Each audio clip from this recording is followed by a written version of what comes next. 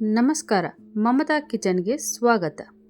ಇಂದಿನ ರೆಸಿಪಿ ಪಾಲಕ್ ಮೇಥಿ ದಾಲ್ ಅಂದರೆ ಪಾಲಕ್ ಮತ್ತು ಮೆಂತ್ಯ ಸೊಪ್ಪಿನ ಸಾಂಬಾರು. ಇದಕ್ಕೆ ಬೇಕಾಗಿರುವ ಸಾಮಗ್ರಿಗಳು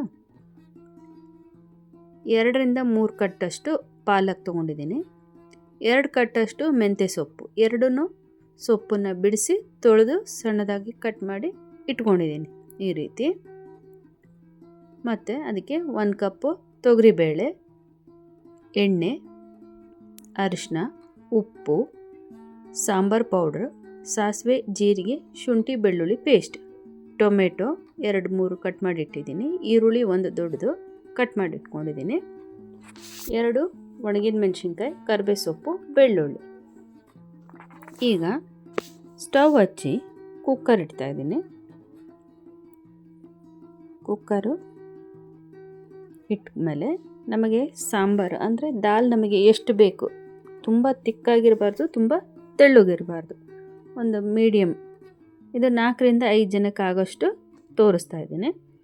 ಅದಕ್ಕೆ ಒಂದು 5 ಗ್ಲಾಸ್ ನೀರು ಹಾಕಿದ್ದೀನಿ. ಇವಾಗ ತೊಗರಿಬೇಳೆನ ತೊಳೆದಿಟ್ಕೊಂಡಿದ್ದೆ, ಅದನ್ನು ಹಾಕೋತಾ ಇದ್ದೀನಿ ಅದರಲ್ಲಿ.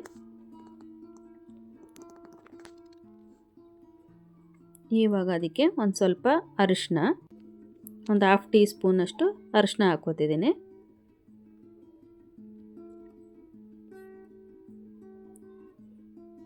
ನಂತರ ಇವಾಗ ಅದಕ್ಕೆ ಸ್ವಲ್ಪ ಈರುಳ್ಳಿ ಕಟ್ ಮಾಡಿ ಇಟ್ಕೊಂಡಿದ್ನಲ್ಲ, ಆ ಈರುಳ್ಳಿನೂ ಈಗಲೇ ಹಾಕೋತೀನಿ. ಮತ್ತು ಟೊಮೆಟೊನೂ ಅಷ್ಟೇ ಈಗಲೇ ಹಾಕ್ಕೊತಿದ್ದೀನಿ. ಇವಾಗ ಸಾಂಬಾರು ಪೌಡರ್ ಒಂದು 2-2.5 ಟೇಬಲ್ ಸ್ಪೂನಷ್ಟು ಸಾಂಬಾರು ಪೌಡ್ರು,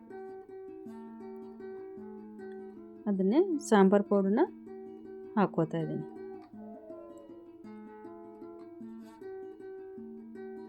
ಇವಾಗ ರುಚಿಗೆ ತಕ್ಕಷ್ಟು ಉಪ್ಪು, ನಮಗೆ ಎಷ್ಟು ರುಚಿಗೆ ಬೇಕು ಅಷ್ಟು ಉಪ್ಪು ಹಾಕ್ಕೊಳ್ಳೋದು. ಈಗ ಸೊಪ್ಪು ತೊಳೆದಿಟ್ಕೊಂಡಿದ್ದೀನಲ್ಲ, ಅದನ್ನು ಇದ್ರ ಜೊತೆಗೆ ಸೇರಿಸ್ಕೋತಾ ಇದ್ದೀನಿ, ಪೂರ್ತಿ ಸೊಪ್ಪನ್ನು. ಇದು ಪಾಲಕ್ ಮತ್ತು ಮೆಂತ್ಯ ತುಂಬ ಒಳ್ಳೆಯದಿದು. ಈಗ ಸೊಪ್ಪನ್ನೆಲ್ಲ ಅದರೊಳಗೆ ಹಾಕಿ ಮಿಕ್ಸ್ ಮಾಡ್ಕೋತೀನಿ ಚೆನ್ನಾಗಿ. ಎಲ್ಲ ಮಿಕ್ಸಪ್ ಆಗಬೇಕು. ಬೇಳೆ, ಖಾರದ ಪುಡಿ, ಉಪ್ಪು, ಈ ಸೊಪ್ಪು ಎಲ್ಲನೂ ಚೆನ್ನಾಗಿ ಮಿಕ್ಸ್ ಆಗಬೇಕು. ಈ ರೀತಿ ಚೆನ್ನಾಗಿ ಮಿಕ್ಸಪ್ ಆಗಬೇಕು ನೋಡಿ.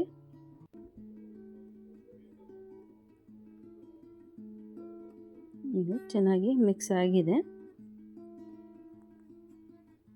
ಈಗ ಕುಕ್ಕರ್ನ ಲಿಡ್ನ ಮುಚ್ಕೋತಾ ಇದ್ದೀನಿ. ಅದರಿಂದ 3-4 ವಿಷಿಲ್ ಮಾಡ್ಕೊಳ್ತೀನಿ.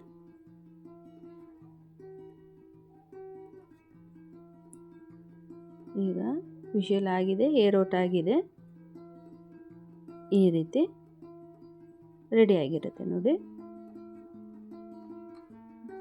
ಇಷ್ಟೇ ಸಾಕು. ಈ ಕನ್ಸಿಸ್ಟೆನ್ಸಿಯಲ್ಲಿ ಇದ್ದರೆ ಸಾಕು. ತುಂಬ ತೆಳ್ಳಗಿರಬಾರ್ದು, ತುಂಬ ಗಟ್ಟಿಗೂ ಇರಬಾರ್ದು. ಇದು ನೋಡಿ ಈ ರೀತಿ ಇರಬೇಕು.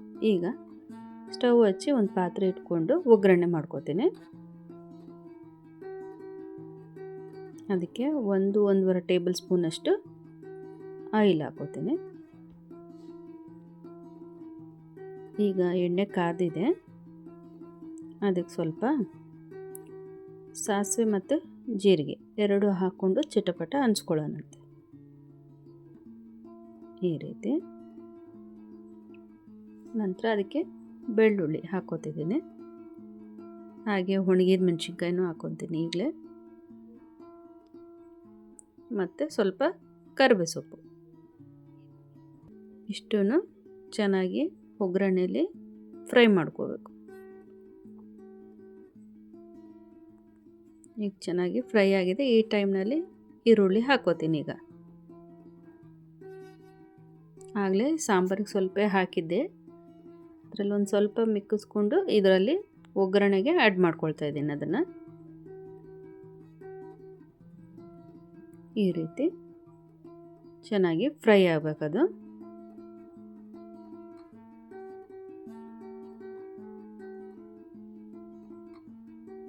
ನೋಡಿ ಚೆನ್ನಾಗಿ ಫ್ರೈ ಆಗಿದೆ. ಇವಾಗ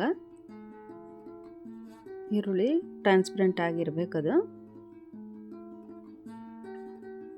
ನೋಡಿ ಈ ಟೈಪ್ ಇರಬೇಕು.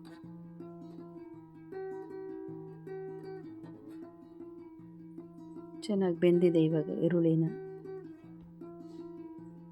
ಈ ಟೈಮ್ನಲ್ಲೇ ನಾನು ಸ್ವಲ್ಪ ಶುಂಠಿ ಬೆಳ್ಳುಳ್ಳಿ ಪೇಸ್ಟ್ 1 ಟೀ ಸ್ಪೂನಷ್ಟು ಶುಂಠಿ ಬೆಳ್ಳುಳ್ಳಿ ಪೇಸ್ಟ್ ಹಾಕೋತಾ ಇದ್ದೀನಿ. ಅದು ಹಸಿ ವಾಸನೆ ಹೋಗೋವರೆಗೂ ಸ್ವಲ್ಪ ಫ್ರೈ ಮಾಡ್ಕೋತೀನಿ.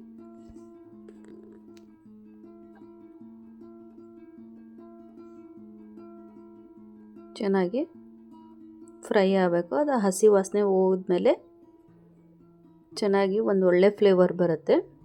ಅಲ್ಲಿವರೆಗೂ ಸ್ವಲ್ಪ ಹಾಗೆ ಕೈ ಬಿಡದೆ ಸ್ವಲ್ಪ ಫ್ರೈ ಮಾಡ್ತಾ ಇರಬೇಕು.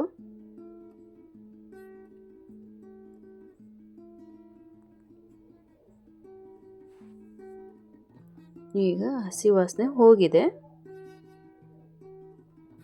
ನೋಡಿ. ಅದು ಒಳ್ಳೆ ಫ್ಲೇವರ್ ಕೊಡುತ್ತೆ. ಇವಾಗ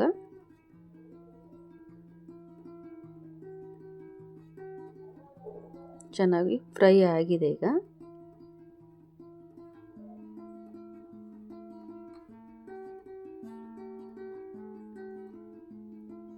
ಕೈ ಬಿಡ್ದಂಗೆ ಸ್ವಲ್ಪ ಹೊತ್ತು ಹಾಗೆ ಫ್ರೈ ಮಾಡ್ತಾ ಇರಬೇಕು. ಇಲ್ಲಾಂದರೆ ಶುಂಠಿ ಬೆಳ್ಳುಳ್ಳಿ ಪೇಸ್ಟು ತಳ ಹತ್ತು ಬಿಡುತ್ತೆ. ಹಾಗಾಗಿ ಕೈ ಬಿಡ್ದಾಗಲೇ ಸ್ಪೂನು ಆಡಿಸ್ತಾ ಇರಬೇಕು.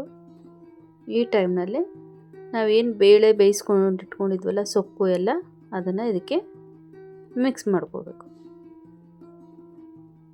ನೋಡಿ ಈ ರೀತಿ ಪೂರ ಬೇಳೆ ಸೊಪ್ಪು ಎಲ್ಲ ಮಿಕ್ಸ್ ಮಾಡಿ ಬೇಯಿಸಿದ್ವಲ್ಲ, ಅದನ್ನು ಈ ರೀತಿ ಮಿಕ್ಸ್ ಮಾಡ್ಕೊಂಡು ಒಂದ್ಸಲ ಚೆನ್ನಾಗಿ ಮಿಕ್ಸಪ್ ಮಾಡಬೇಕು.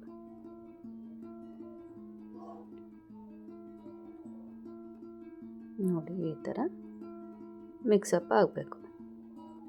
ಈಗ ಒಂದು ಸರ್ವಿಂಗ್ ಬೌಲಿಗೆ ಸರ್ವ್ ಮಾಡ್ಕೋತಾ ಇದ್ದೀನಿ. ಇದು ಮುದ್ದೆಗೂ ತುಂಬ ಚೆನ್ನಾಗಿರುತ್ತೆ. ಸ್ವಲ್ಪ ತುಪ್ಪ ಹಾಕ್ಕೊಂಡು ತಿಂದರೆ ತುಂಬ ಚೆನ್ನಾಗಿರುತ್ತೆ. ಮುದ್ದೆನೂ ಚೆನ್ನಾಗಿರುತ್ತೆ.